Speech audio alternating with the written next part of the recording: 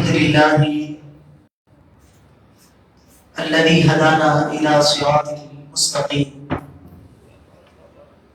الحمد لله وكفى والسلام على عباده الذين اصطفى وعلى آله أولي الإكرام والصدق والصفاء وأصحابه النجوم والهدى. أما بعد فقد قال الله تبارك وتعالى في القرآن المجيد والفرقان الحميد: أعوذ بالله من الشيطان الرجيم. بسم الله الرحمن الرحيم. إنما يريد الله ليذهب عنكم الرجس أهل البيت ويطهركم تطهيرا. وقال تعالى في شأن عظمة سيدنا علي المرتضى،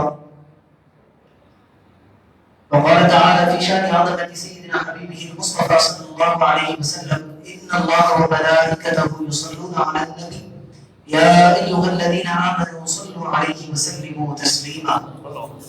اللهم صل على سيدنا محمد وعلى آله وصحبه أفضل صلواتك وعدد معلوماتك وبارك وسلم.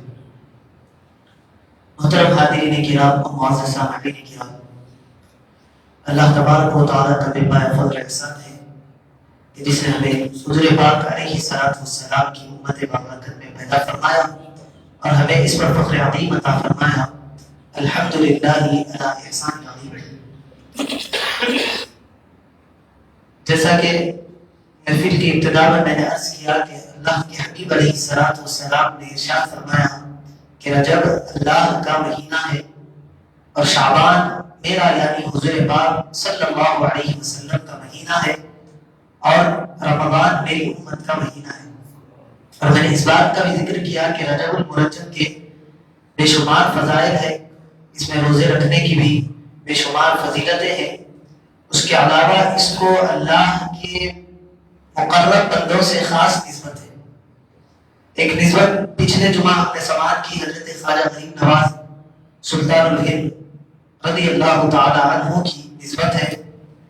رجب کا جب چاند دکھتا ہے تو سارے ہندوستان میں اور ہندوستان کے باہر جہاں جہاں دنیا میں اہل سنت والجماعت کے لوگ رہتے ہیں سب پر خوشی اور مسرت کی کیفیت ہو جاتی ہے، کیونکہ اس کے پہلے ہی ہفتے میں حضرت غریب نواز رضی اللہ تعالیٰ عنہ کا عرس مبارک ہوتا ہے.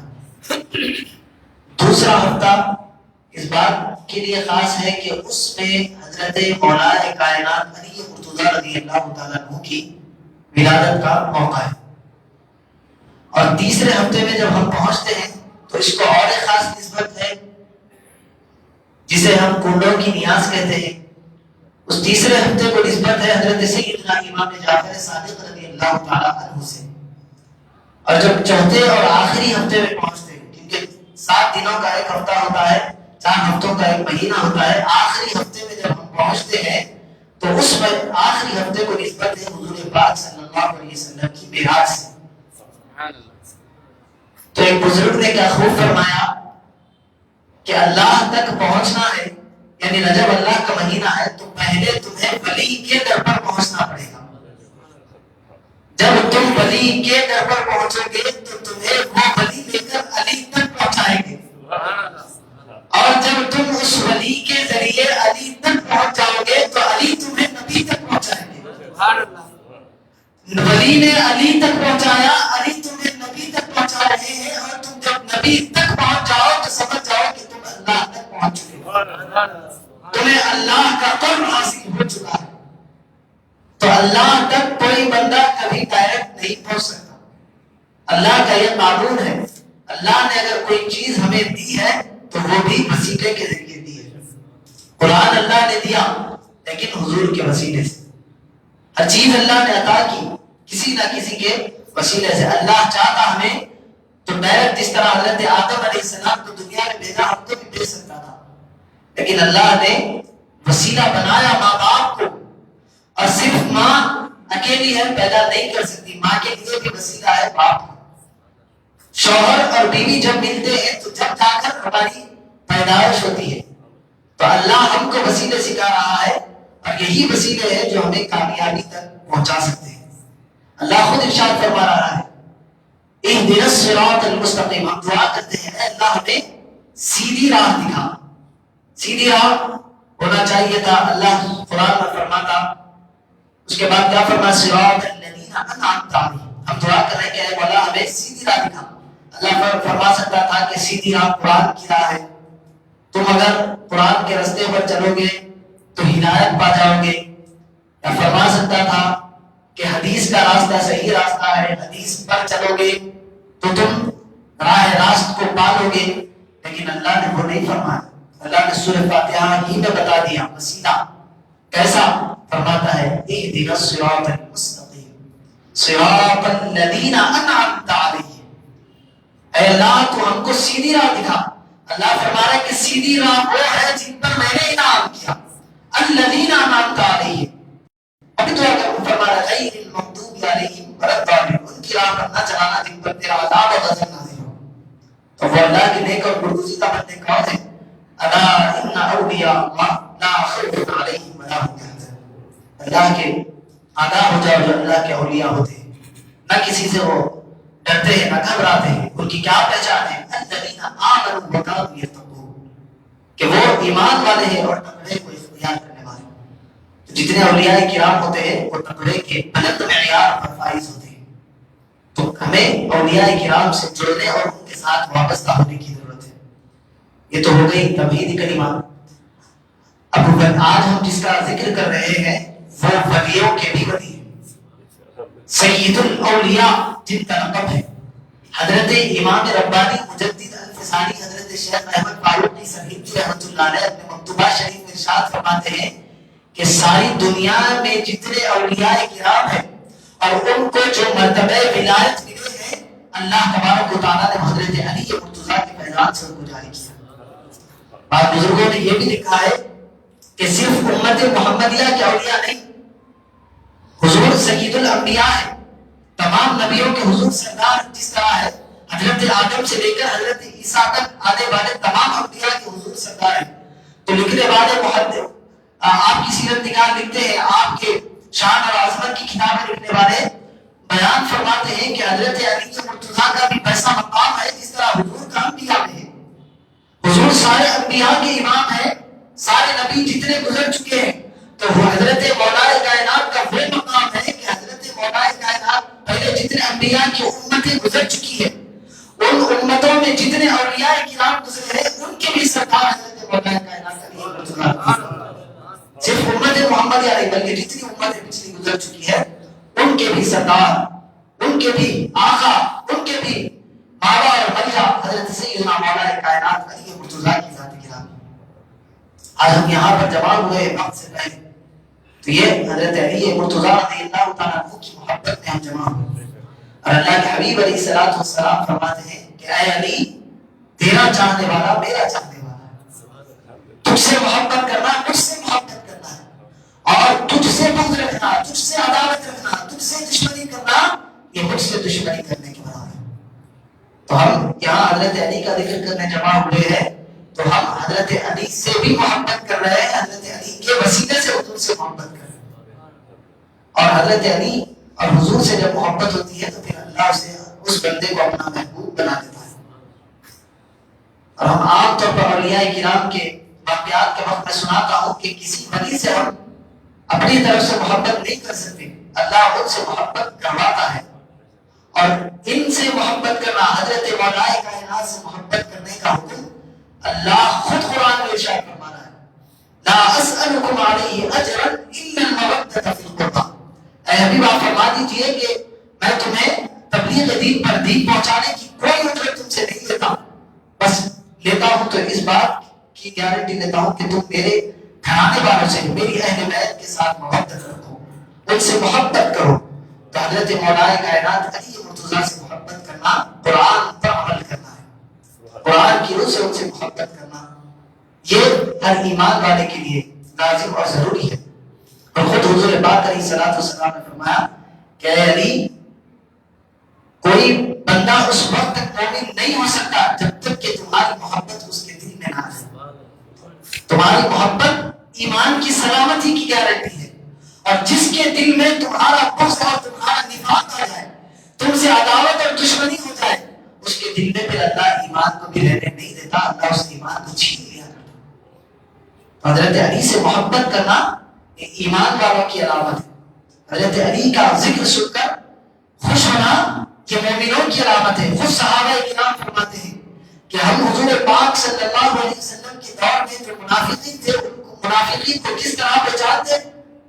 اب ہے آج کل بھی پھرتے ہیں، سر پر ٹوپی ہے، عبابہ ہے، دستار ہے، چہرے پر داڑھی ہے، لیکن دل میں کیا ہے ہم نہیں جان سکتے. لیکن صحابہ کرام فرماتے ہیں کہ ہم اس دور کے منافقین کو کس طرح پہچانتے تھے. کہیں بیٹھے ہوتے تو ہم ذکر علی کو چھیڑ دیا کرتے.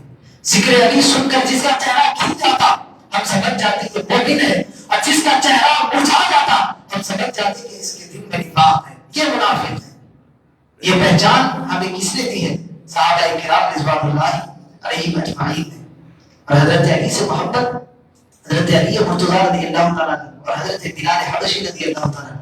ایک مرتبہ حضرت علی مرتضی رضی اللہ تعالیٰ نے حضرت بلال کو ایک درہم دیا اور کہا کہ جاؤ بازار سے خربوزہ لے کر آؤ. حضرت بلال حبشی رضی اللہ تعالیٰ بازار جاتے ہیں، وہ ایک درہم کا خربوزہ خرید کر حضرت علی کے پاس لے کر آتے ہیں، لا کر پیش کرتے ہیں. کاٹا جاتا ہے، جب اس کو کھاتے ہیں تو وہ خربوزہ کڑوا ہوتا ہے. حضرت علی فرماتے ہیں کہ اے بلال اس خربوزے کو اٹھاؤ اور دکاندار کے پاس لے جا کر واپس دے دو اور اس سے میرا ایک درہم واپس لا لو. حضرت بلال حبشی رضی اللہ تعالیٰ گئے، جا کر وہ خربوزہ واپس کر دیا، درہم لے کر آ گئے. آنے کے بعد وجہ پوچھی کہ اے علی مرتضیٰ آپ نے ایسا کیوں کیا؟ آپ چاہتے تو دوسرا خربوزہ منگا سکتے تھے یا کوئی اور وجہ بھی ہو سکتی تھی. حضرت بلال پوچھنے لگے کہ آپ نے ایسا کیوں کیا؟ حضرت علی مرتضیٰ فرماتے ہیں کہ اللہ تبارک و تعالیٰ نے میری محبت کو دنیا کی ہر شے کے لیے لازم اور ضروری قرار دے دیا ہے. اللہ نے ساری دنیا والوں سے، دنیا میں جتنی ہے انسان ہے، جن ہے اور درخت ہے، پرندے ہیں اور جتنے پہاڑ ہیں، سب پر میری محبت کو پیش کیا. اور جس نے میری محبت کو قبول کیا اللہ نے اس کو تر و تازہ کر دیا، اللہ نے اس کو میٹھا کر دیا. اور جس نے میری محبت سے انکار کیا اس کو اللہ نے اس سے اللہ نے وہ مٹھاس کو چھین لیا، اس کے اندر اللہ نے کڑواہٹ کو رکھ دیا. اور میں سمجھتا ہوں کہ جس درخت کا یہ خربوزہ ہے اس نے میری محبت کو قبول نہیں کیا، اس لیے میں نے اس کو واپس کر دیا. تو کیا شان ہے حضرت علی مرتضیٰ کی. انسان تو انسان، جھاڑوں پر، پرندوں پر، پہاڑوں پر بھی حضرت علی کی محبت کرنا لازم ہے. ان کی محبت دل میں نہیں ہوتی تو انسان سے ایمان چھین لیا جاتا ہے اور درختوں سے ان کی مٹھاس چھین لی جاتی ہے اور اس میں کڑواہٹ اور انسان کے دل میں نفاق کو ڈال دیا جاتا ہے. یہ حضرت علی مرتضیٰ رضی اللہ تعالیٰ عنہ کا مقام ہے. اور خود حضور پاک علیہ الصلوۃ والسلام فرماتے ہیں کہ اے علی محبک محبی، تیرا چاہنے والا میرا چاہنے والا ہے، اور مبغضک مبغضی، اور تجھ سے بغض رکھنے والا مجھ سے بغض رکھنے والا ہے. تو یہ حضرت علی مرتضیٰ کی محبت میں ہم جمع ہوئے تو یہ ہمارے ایمان کی سلامتی کی گارنٹی ہے. ہمارا ایمان مضبوط ہے، کامل ہے. اور کامل بندہ ایمان والا اس وقت نہیں ہو سکتا جب تک کہ اہل بیت اطہار سے محبت نہ کر لے. اہل بیت کی محبت ایمان کی سلامتی اور ایمان کی حفاظت کی گارنٹی ہے. تو آج کا دن بڑا بابرکت دن ہے. آج 13 رجب المرجب ہے. 13 تاریخ آج کی صبح حضرت مولا کائنات علی مرتضیٰ شیر خدا حیدر کرار رضی اللہ تعالیٰ عنہ کی ولادت کا دن ہے. اور آپ کی ولادت بھی کیا شان والی ولادت. روایتوں میں آتا ہے کہ کسی کو آپ سے پہلے ایسی ولادت کا شرف ہی حاصل نہیں ہوا. آپ کو مولود کعبہ کہا جاتا ہے. مولود کعبہ مانے کعبہ شریف کے اندر پیدا ہونے والے. کعبہ شریف ابھی حضور پاک علیہ الصلوۃ والسلام نے اعلان نبوت نہیں فرمایا تھا، اس وقت بھی ممتاز اور معظم تھا. حالانکہ اس کے اندر بت رکھے ہوئے تھے، لیکن اس وقت کے کفار بھی اس کعبے کو اپنی عظمت والی قدر سے دیکھتے تھے، اس سے اپنی وابستگیاں رکھتے تھے، حالانکہ اس کے اندر بت بیٹھے ہوئے تھے. لیکن حضرت علی مرتضیٰ کی کیا شان ہے، کیونکہ کعبہ حضرت آدم علیہ السلام سے پہلے فرشتوں نے بنایا، پھر حضرت آدم نے بنایا، اس کے بعد پھر بنتے بنتے حضرت ابراہیم نے اس کی تعمیر کی، اس کے بعد رسول پاک علیہ الصلوۃ والسلام کے دور میں بھی تعمیر ہوئی. یہ تو ایک الگ معاملہ ہے. لیکن میں جو بتا رہا ہوں کہ کعبہ اس وقت بھی قدر کی نگاہوں سے دیکھا جاتا تھا. اس وقت بھی لوگ اس کا طواف کیا کرتے تھے، اس وقت بھی وہ معظم मुमताज था। तो हजरत मौलाए कायनात अली मुर्तजा रज़ी अल्लाह तआला अन्हु की वालिदा हजरत फातिमा बिन्त असद रज़ी अल्लाह अन्हा तवाफ कर रही थी, आपको दर्द शुरू हुआ। रिवायत में आता है कि एक कोना काबतुल्लाह शरीफ की दीवार का फट गया और आवाज आई कि ऐ फातिमा बिन्त असद अंदर आ जाओ। हजरत फातिमा बिन्त असद घबराती हुई अंदर चली गई और वहां पर आपकी जिंदगी हुई। वहां पर हजरत मौलाए कायनात अली मुर्तजा को आपने जन्म दिया, वहां आपकी विलादत हुई। और एक विलादत में आता है कि और एक रिवायत में आता है कि हजरत अली मुर्तजा की वालिदा को जब दर्द शुरू हुआ, उसके बाद वाशी की कैफियत तारी हो गई, समझ में नहीं आया कि क्या हुआ। उसके बाद जब आपको होश आया तो आप काबतुल्लाह के अंदर थी और विलादत भी आपकी हो चुकी थी। इन दोनों इबादतों को देखें तो मालूम यही होता है कि हजरत अली मुर्तजा रज़ियल्लाहु ताला अन्हु की विलादत खाने काबा के अंदर हुई, इसलिए आपको मौलूद काबा कहा जाता है। और क्या शान हजरत अली मुर्तजा की, 3 दिन तक हजरत आपकी वालिदा अंदर थी रिवायतों के मुताबिक। 3 दिन तक आपने अपनी आंखों को नहीं खोला, बाद रिवायतों के मुताबिक आपने दूध भी नहीं पिया। वालिदा परेशान है कि ये जो लड़का तवल्लुद हुआ है शायद ये नाबीना है, आंखों से देख नहीं सकता। हजरत अली मुर्तजा की वालिदा परेशान है, वालिद भी परेशान है। हुजूर पाक अलैहिस्सलातु वस्सलाम जब हजरत अबू तालिब के ही घर में रहा करते थे, हजरत अबू तालिब के घर में जब मालूम हुआ कि हजरत अबू तालिब को लड़का हुआ है, हुजूर पाक अलैहिस्सलातु वस्सलाम बड़े खुश थे कि मेरे चचेरा भाई मुझे अल्लाह ने इससे नवाजा है। दौड़े दौड़े हजरत अली मुर्तजा की वालिदा के पास गए, जाकर हुजूर पाक अलैहिस्सलातु वस्सलाम ने हजरत अली मुर्तजा को अपनी गोद में लिया। जैसे ही हजरत अली मुर्तजा को हुजूर ने उठाया, वो बच्चा जो 3 दिन से आगे नहीं खोल रहा था फौरन आके खोल कर हुजूर पाक सल्लल्लाहु अलैहि वसल्लम का दीदार कर। क्या शान हजरत अली मुर्तजा की। अब देखिए जब हजरत अली मुर्तजा ने हुजूर का दीदार कर लिया, वो लड़का जो 3 दिन से रिवायतों के मुताबिक खाया नहीं था, सबसे पहले हुजूर पाक अलैहिस्सलातु वस्सलाम ने अपना लुआब नहर उनके मुंह में डाला। क्या शान हजरत अली मुर्तजा की। और खुद हुजूर फरमाते हैं कि अली ने पैदा होते ही मेरा चेहरा देखा तो अल्लाह ने अली के चेहरे को देखना भी इबादत फरमा दिया। अन्नज़ुरु इला वजहि अली की इबादत हुजूर पाक अलैहिस्सलातु वस्सलाम ने फरमाया कि अली के चेहरे को देखना भी इबादत है। इसकी रिवायत कौन करते हैं? हज़रत उम्मुल मोमिनीन आयशा सिद्दीक़ा रज़ियल्लाहु। आज लोग हमको कहते हैं कि सहाबा में अहले बैत में अदावत थी, दूरियां थी, दुश्मनियां थी। हज़रत अली का नाम लेते हैं, हज़रत अबू बकर पर तान करते हैं, हज़रत अली का नाम लेते हैं, शियों की तरह हज़रत आयशा पर तोहमतें लगाते हैं। लेकिन यहाँ देखिए आप रिवायत हज़रत आयशा कर रही है और किसका वाक़या है? हज़रत अबू बकर का वाक़या। हज़रत अबू बकर रज़ियल्लाहु ताला अन्हु महफिल में बैठते, सहाबा किराम भी होते, लेकिन हज़रत अली मुर्तजा को जहाँ हज़रत अली मुर्तजा होते, हज़रत अबू बकर टिकटिकी की निगाह बांधकर एक साथ हज़रत अली के चेहरे को देखते रहते। हज़रत आयशा ने कई बार इसको देखा, एक मर्तबा कहा न गया तो पूछ लिया कि प्यारे मामा जान, मैंने देखा है कि आप महफिल में होते हैं, दीगर सहाबा भी होते हैं, लेकिन आपकी निगाहें अली मुर्तजा के चेहरे पर होती हैं, वजह क्या है? आप अली मुर्तजा को देखते रहते हैं। हज़रत आयशा के पूछने पर हज़रत अबू बकर फरमाते हैं कि आयशा सुनो, मैंने रसूल पाक सल्लल्लाहु अलैहि वसल्लम को फरमाते हुए सुना कि अन्नज़ुरु इला वजहि अली की इबादत, अली के चेहरे को तकना भी इबादत है। मैं बैठा तो सहाबा के दरमियान होता हूँ, मेरी एक इबादत तो होती है नमाज, रोजा, जिक्र अस्कार, वो तो मैं करता रहता हूँ, लेकिन जब मैं बैठता हूँ सहाबा के दरमियान, वो भी मेरा वक्त इबादत के बगैर न जाए, इसलिए मैं अली मुर्तजा के चेहरे को नहीं पाया। हज़रत अबू बकर सिद्दीक फरमा रहे हैं कि मैं बैठता हूँ तो अली के चेहरे को देखते हुए बैठता हूँ और अली के चेहरे को देखना इबादत है। ये तो उस वक्त के सहाबा किराम ताबईन के लिए था जिन्होंने हज़रत अली मुर्तजा की ज़ियारत की। अब हम 1400 साल के बाद ज़ियारत नहीं कर सकते। अल्लाह अगर जिसको दिखाना चाहे ख्वाब में हुजूर का भी दीदार करा सकता है, अली मुर्तजा का भी दीदार करा सकता है। और जिसकी निगाहों से पर्दे उठ जाते हैं, जो अल्लाह की बारगाह में मुकर्रब बन जाता है, अल्लाह तबारक व तआला उसको ज़ाहिरी आंखों से भी हुजूर का दीदार हिदायत फरमाता है। ये अल्लाह की करम नवाज़ी है, अल्लाह जिसको चाहता है उसके दिल छू लेता है।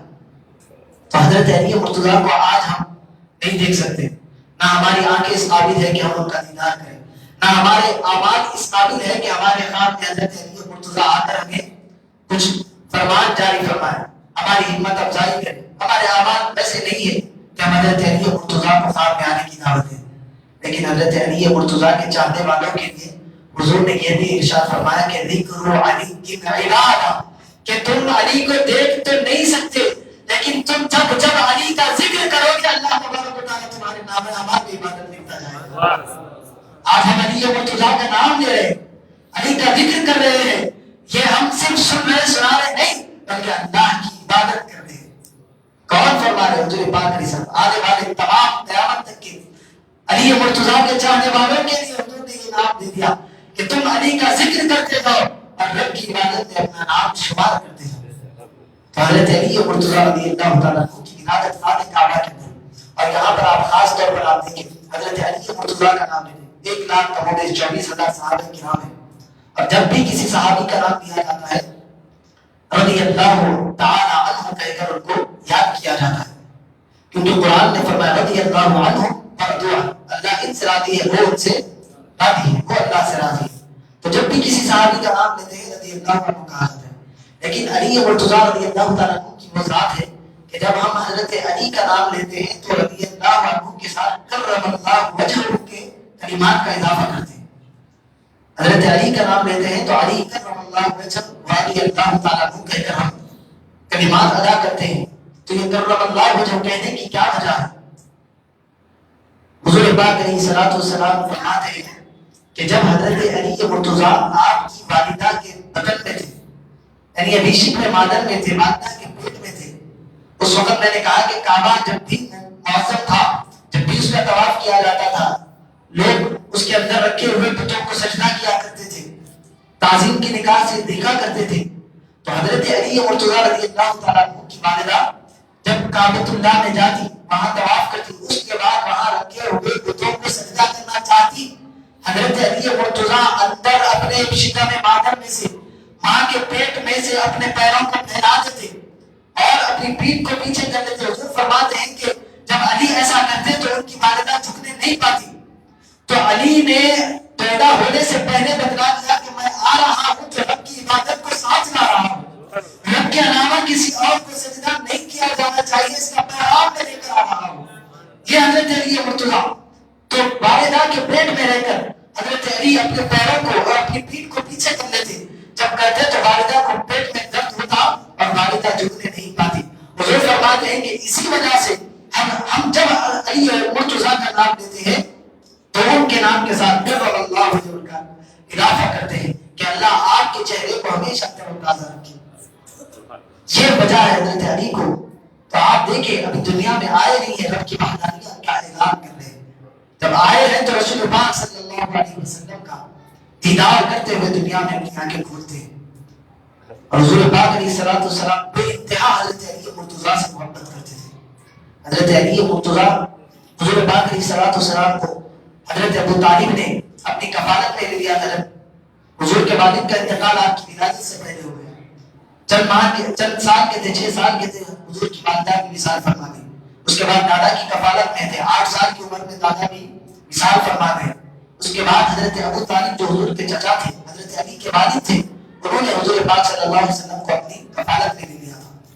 تو جب حضور نے ان کی کفالت میں اپنی زندگی گزاری، جب ایک وقت آیا کہ حضرت ابو طالب رضی اللہ تعالیٰ عنہ کا گھرانہ فاقے کے دوروں سے گزر رہا تھا، مال میں بہت کمی آ گئی تھی۔ اس وقت حضرت ابو طالب رضی اللہ تعالیٰ عنہ نے کہا کہ میرے بیٹوں کو آپ لوگ اپنی کفالت میں لے لیں۔ تو حضرت عباس کسی ایک بھائی کو لے لیتے ہیں، اور حضرت عباس اور حضور دونوں ساتھ جاتے ہیں اور فرماتے ہیں کہ یا رسول اللہ صلی اللہ علیہ وسلم آپ کس کو کفالت میں لیں گے؟ تو حضرت عباس فرماتے ہیں کہ حضرت حضور فرماتے ہیں کہ اے عباس تو کیا سمجھتے ہو کہ میں علی کو چھوڑ کر کسی اور کو اپنی کفالت میں لوں گا؟ میں علی کی کفالت کو قبول کروں گا۔ تو حضور حضرت علی مرتضیٰ کو اپنی کفالت میں رکھتے ہیں۔ حضور بے انتہا حضرت علی مرتضیٰ رضی اللہ تعالیٰ عنہ سے محبت کرتے ہیں۔ اس کا کیا واقعہ ہوا؟ حضور پاک علیہ الصلوۃ والسلام نے نبوت کا اعلان فرمایا۔ پیر کے دن حضور نے اعلان کیا کہ میں اللہ کا نبی ہوں۔ منگل کے دن حضرت علی مرتضیٰ رضی اللہ تعالیٰ عنہ نے حضور پر ایمان لایا، اور سابقون الاولون میں سب سے پہلے ایمان لانے والوں میں حضرت علی مرتضیٰ رضی اللہ تعالیٰ عنہ کا ذکر ہوتا ہے۔ اب آپ پریشان ہوں گے کہ سب سے پہلے ایمان لانے والے حضرت ابوبکر کا آپ نام سنتے ہیں، بعض حضرت خدیجہ کا ذکر ہوتا ہے تو اس وقت بھی یہی کہا جاتا ہے۔ تو اس کی تطبیق حضرت امام اعظم نے بتائی۔ امام ترمذی نے بھی حدیث نمبر غالباً 4099 اس حدیث کا مفہوم اس حدیث ہے، یہی حدیث ہے کہ حضور کے بعد حضور کے پیچھے سب سے پہلے نماز پڑھنے والے حضرت علی مرتضیٰ ہیں، اور حضور پر ایمان لانے والے سب سے پہلے علی مرتضیٰ ہے۔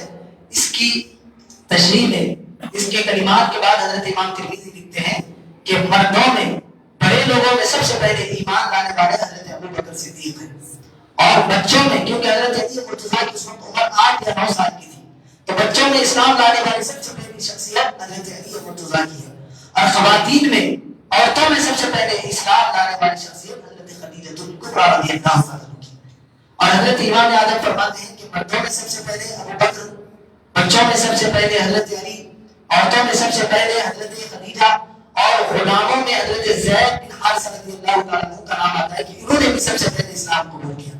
تو یہ 4 لوگ ہیں جنہوں نے سب سے پہلے اسلام قبول کیا، تو ان کی کیٹیگری ہے بڑے لوگوں میں آزادوں میں حضرت ابو بکر، بچوں میں آزادوں میں حضرت علی مرتضیٰ، غلاموں میں مردوں میں حضرت زید، اور خواتین میں حضرت خدیجہ الکبریٰ۔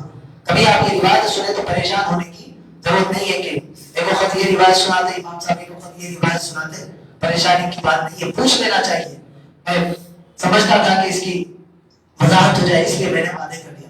تو حضور پاک علیہ الصلوۃ والسلام ایک حضرت علی مرتضیٰ رضی اللہ تعالیٰ عنہ سے محبت کرتے۔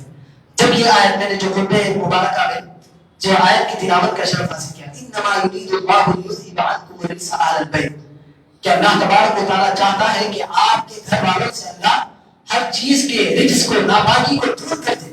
تو حضور پاک علیہ الصلوۃ والسلام نے حضرت علی مرتضیٰ کو بلایا، حضرت فاطمہ کو بلایا، حضرت حسین کریمین، حضرت امام حسن اور حضرت امام حسین کو بلایا، بلا کر فرمایا کہ یا اللہ یہ میری اہل بیت ہے، تو ان سے ہر چیز، ہر رجس کو، ہر گندگی کو ان سے پاک و صاف کر دے، ان کو طیب و طاہر بنا دے، اور لا اسألکم علیہ اجرا الا المودۃ فی القربى۔ جب یہ آیت نازل ہوئی، حضور پاک صلی اللہ علیہ وسلم نے اپنی اہل بیت کو جمع کیا، حضرت علی کو بلایا، اور غالباً صحابہ نے عرض کیا من قرابتک ہؤلاء یا رسول اللہ، یا رسول اللہ وہ کون سے آپ کے رشتہ دار ہیں الذی وجبت علینا مودۃ، جن سے اللہ نے ان کی مودت کو ہم پر لازم اور ضروری قرار دیا ہے، ان سے محبت کرنا ہم پر واجب کر دیا ہے۔ لا اسألکم علیہ اجرا الا المودۃ کے تحت فرما رہے ہیں۔ تو صحابہ کرام سے رسول پاک علیہ الصلوۃ والسلام فرماتے ہیں کہ وہ علی مرتضیٰ ہے، وہ سیدہ فاطمہ ہے، اور ان کے دونوں شہزادے، ان سے محبت کرنا، ان کے ساتھ مودت رکھنا، اور یاد رکھیں محبت الگ چیز ہوتی ہے، مودت الگ چیز ہوتی ہے۔ محبت ظاہری طور پر ہوتی ہے، اور مودت انسان کے تن اور من سے ہونے والی چیز کو مودت کہتے ہیں۔ جس طرح پانی ہے، پانی سے انسان کو محبت ہوتی ہے، یعنی اگر انسان پانی نہ پیے تو اس کا برعکس اگر جوس پی لیتا ہے کسی چیز کا تو اس کی پیاس مٹ جاتی ہے، یہ انسان کی پانی سے محبت ہوئی۔ لیکن اہل بیت کے لیے حضور نے، اللہ نے مودت کا لفظ ارشاد فرمایا، تو علماء کرام اس کی تدبیر کرتے ہوئے فرماتے ہیں کہ مودت کیا ہے، تو فرماتے ہیں کہ پانی، اگر مودت کی مثال دیکھنی ہے تو پانی اور مچھلی کی مثال دیکھو، جب تک پانی کے اندر مچھلی ہے، مچھلی زندہ ہے، سانس بھی لے رہی ہے، اس کی سانسیں بھی چل رہی ہے، لیکن پانی سے مچھلی کو جدا کر دیا جائے، کچھ ہی وقت میں مچھلی کا دم نکل جاتا ہے۔ یہ ہوتی ہے محبت، یہ ہوتا ہے پیار، جو اللہ نے اہل بیت کے ساتھ کرنے کو بتلایا ہے کہ اگر تم اہل بیت سے وابستہ ہو جاؤ، ان کی محبت کو اپنے دل میں سنبھالو تو ایسے سنبھالو جس طرح مچھلی مثال دے رہی ہے۔ جب تم اہل بیت سے اپنا دامن چھڑانے کو دیکھو گے تو ایمان بھی تمہارا اسی طرح نکل جائے گا جس طرح مچھلی مر جایا کرتی ہے۔ تو مودت کی مثال دے کر علماء نے فرمایا کہ مودت وہ ہے جس طرح مچھلی کو، ہمارا گزارا پانی کے بغیر ہو سکتا ہے کسی اور چیز کو پی لے، لیکن مچھلی کو آپ جوس میں ڈالے مچھلی زندہ نہیں رہ سکتی، یہ مودت کی مثال ہے۔ مچھلی کو کسی اور چیز میں ڈالے آپ، پانی کے علاوہ وہ اور کسی چیز میں رہنا پسند نہیں کرتی، جو اہل بیت اطہار کے ساتھ ہماری ایسی مودت ہونا چاہیے۔ تو حضرت علی مرتضیٰ رضی اللہ تعالیٰ عنہ مقام خیبر پر، حضور پاک علیہ الصلوۃ والسلام، خیبر کی جنگ چل رہی ہے، فاتح خیبر آپ کو کہا جاتا ہے، کئی دن تک مسلسل وہ جنگ چلتے رہے، صحابہ کرام جاتے، وہاں پر لڑائی ہوتی کفار سے، نہ جیت ہو رہی ہے نہ ہار ہو رہی ہے، کئی دن گزر گئے۔ حضور پاک علیہ الصلوۃ والسلام نے ایک رات اعلان فرمایا کہ میں کل ایسے شخص کے ہاتھ میں جھنڈا دوں گا جس پر اللہ تبارک و تعالیٰ نے جس کے مقدر میں خیبر کو فتح کرنا مقدر کر دیا ہے، یعنی اس کے ہاتھ پر خیبر فتح ہوگا۔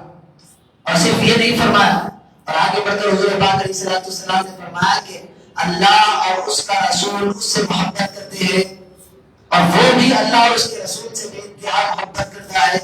یہ اعلان حضور پاک صلی اللہ علیہ وسلم نے فرما دیا۔ اس کے بعد صحابہ کرام رضوان اللہ علیہم فرماتے ہیں کہ ہم ساری رات بے چین رہے، ہر ایک کے دل میں یہی تمنا ہے کہ کاش کل میرے ہاتھ میں وہ جھنڈا بھی جائے، کیونکہ کیا فرمایا کہ اللہ اس کا رسول بھی اس سے محبت کرتے ہیں، وہ بھی اللہ اس کے رسول سے محبت کرتا ہے۔ اتنا بڑا اعزاز حضور پاک صلی اللہ علیہ وسلم کی زبان سے نکل گیا۔ ہر صحابی رسول یہی چاہتا ہے کہ کل صبح ہو اور رسول پاک صلی اللہ علیہ وسلم میرے ہاتھوں میں جھنڈا عنایت فرمائے۔ ساری رات صحابہ کرام بے چینی کے اضطراب میں تھے، سو نہیں پائے۔ صبح ہوئی، حضور پاک علیہ الصلوۃ والسلام تشریف لائے، صحابہ کرام کا مجمع ہے اور حضرت علی مرتضیٰ اس مجمع میں موجود نہیں تھے۔ صحابہ کرام پر حضور نے نظر دوڑائی اور فرمایا کہ علی کہاں ہے؟ حضور نے فرمایا کہ علی کہاں ہے؟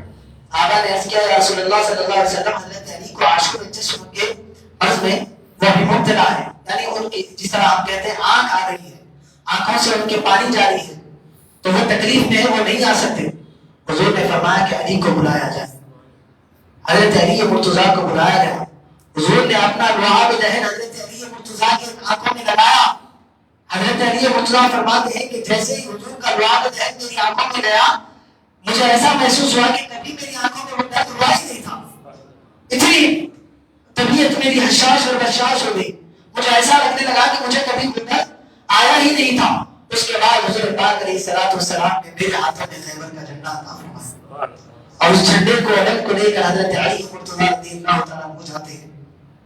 کئی دن تک مسلسل لڑائی ہو رہی تھی، لیکن جو خیبر کا دروازہ ہے بڑا بھاری وہ دروازہ تھا، ادھر کی فوج ہے، ادھر سے لڑائی ہو رہی ہے، ادھر کی فوج ہے، ادھر مسلمان ہے، نہ جیت ہو رہی ہے نہ ہار ہو رہی ہے۔ حضرت علی مرتضیٰ جاتے ہیں، صرف ایک ہاتھ لگا کر اس دروازے کو کھینچتے ہیں تو کیا دیکھتے ہیں کہ وہ دروازہ جو بعد میں 40 صحابہ کرام بھی اس کو ہلا نہ سکے، وہ حضرت علی مرتضیٰ اپنے بائیں ہاتھ سے اٹھا کر اس کو لا دیتے ہیں۔ صرف اٹھاتے نہیں ہیں، نکال دیتے ہیں اس کو جڑ سے، اور اس دروازے پر چڑھ کر صحابہ کرام خیبر کے قلعے میں گھستے ہیں اور اس میں خیبر کے قلعے کو فتح کر لیتے ہیں۔ کیا علی مرتضیٰ کی شجاعت دیکھ، ایک ہاتھ سے اس دروازے کو کھینچ کر حضرت علی مرتضیٰ نکالتا ہے، اپنی پشت پر رکھ دیا، صحابہ کرام اس کو چڑھ کر جا رہے ہیں اور فتح ہو گئی۔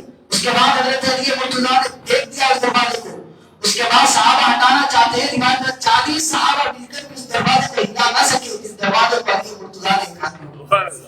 ایسی شجاعت حضرت علی مرتضیٰ رضی اللہ تعالیٰ عنہ کی۔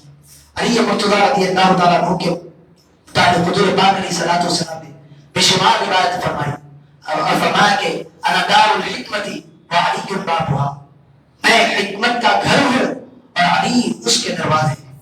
حکمت کہتے ہیں تدبیر کو، حکمت کہتے ہیں فہم کو، حکمت کہتے ہیں سمجھ کو، حکمت کہتے ہیں علم کو۔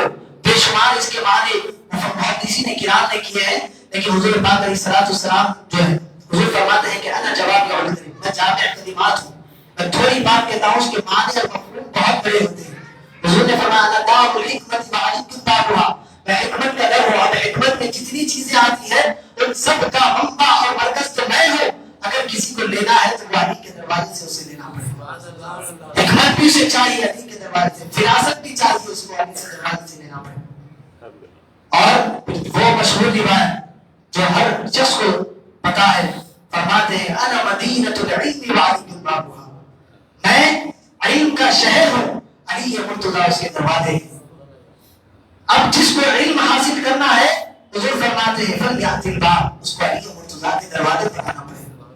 جب یہ روایت حضرت علی مرتضیٰ کے شان میں حضور نے بیان کی، صحابہ کرام کے سامنے حضور حضرت علی نے فرمایا کہ جو حضور سے ملاقات کرنا چاہتا ہے، جو حضور تک پہنچنا چاہتا ہے، وہ مجھ سے 2 مرتبہ ملے گا۔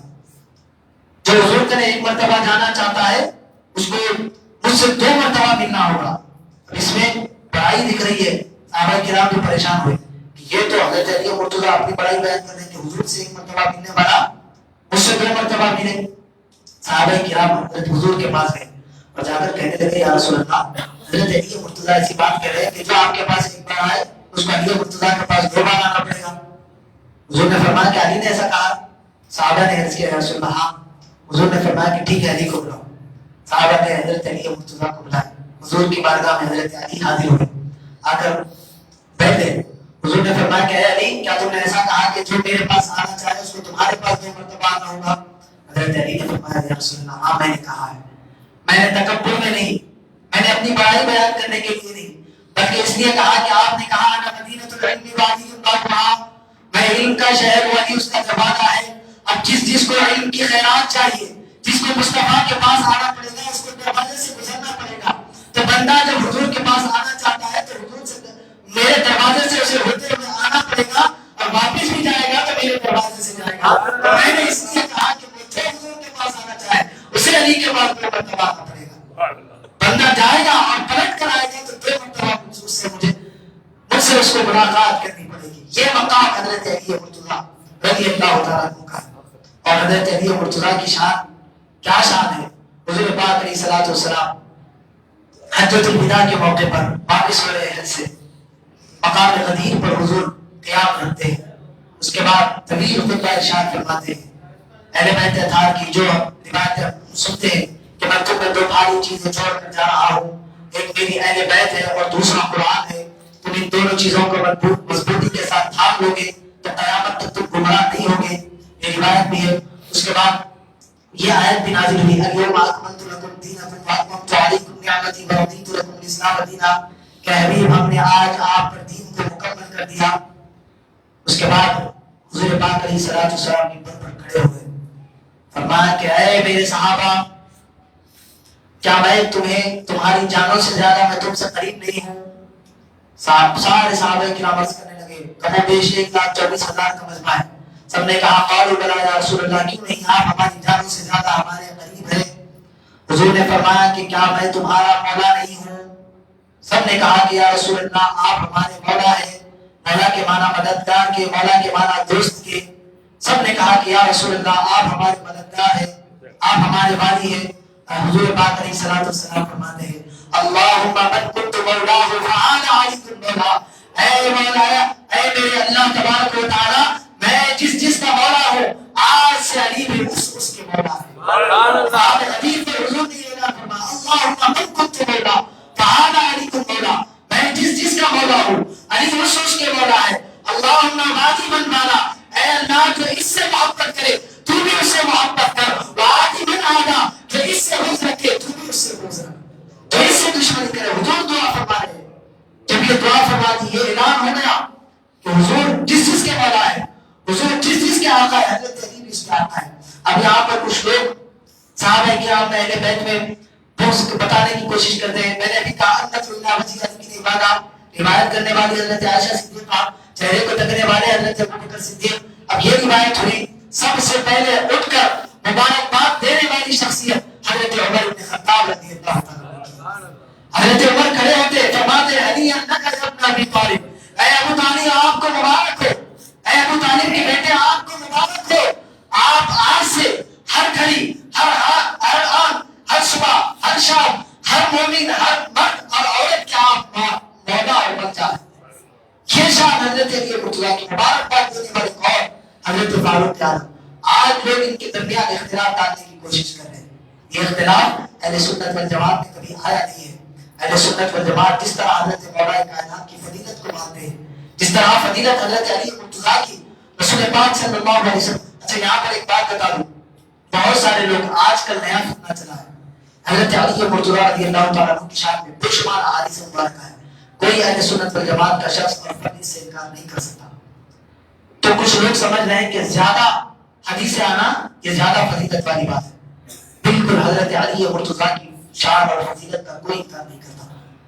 میں اکثر عرض کرتے رہتا ہوں کہ حضرت علی کو ماننا اور اس سے زیادہ اہمیت والا کام ہے کہ حضرت علی کی ماننا. تو حضرت علی نے جو کہا ہے ہمیں اس پر عمل کرنے کی ضرورت ہے. آج حضرت علی کا نام لے کر حضرت ابو بکر کو, حضرت عمر کو, حضرت عثمان کو نیچا دکھانے کی کوشش کی جا رہی ہے. یہ اہل سنت والجماعت کا طریقہ نہیں ہے. اہل سنت والجماعت کا متفق عقیدہ ہے. کون سا عقیدہ؟ جو خود حضرت علی مرتضی نے فرمایا کہ حضور کے بعد سب سے افضل سب سے بہتر حضرت ابو بکر ہے، اس کے بعد حضرت عمر ہے، اس کے بعد بعض روایتوں میں ریاض النظرہ کی عبادت میں حضرت عثمان کا بھی نام ہے. لیکن بخاری شریف میں کسی کو کوئی تعامل کرنے کا، اس میں شک و شبہ کرنے کا کسی کو حق نہیں ہے. قرآن کے بعد جو سب سے بہتر کتاب، جو سب سے صحیح کتاب ہے وہ بخاری شریف ہے. اس بخاری شریف میں حضرت علی کے الفاظ ہے کہ حضور کے بعد سب سے بہتر شخصیت حضرت ابو بکر کی ہے، حضرت عمر کی ہے.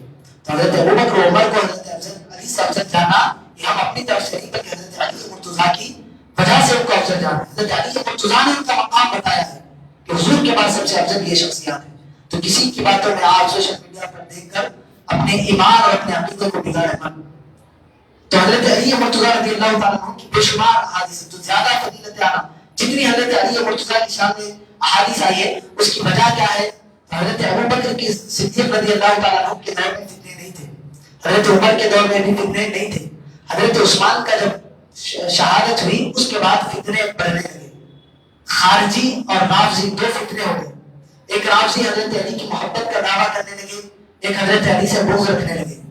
تو رافضیوں نے جو حضرت علی کے چاہنے والے تھے انہوں نے روایتیں بھی گھڑنا شروع کری.